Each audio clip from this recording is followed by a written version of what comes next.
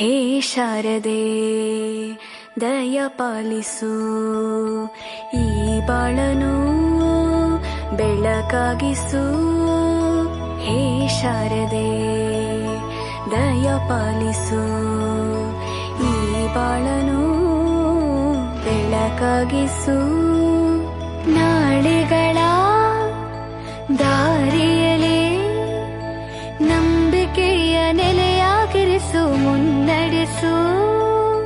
ಕೈ ಹಿಡಿದು ನಾವಾಡು ಪದ ಪದದಲ್ಲೂ ಸಂಚರಿಸು.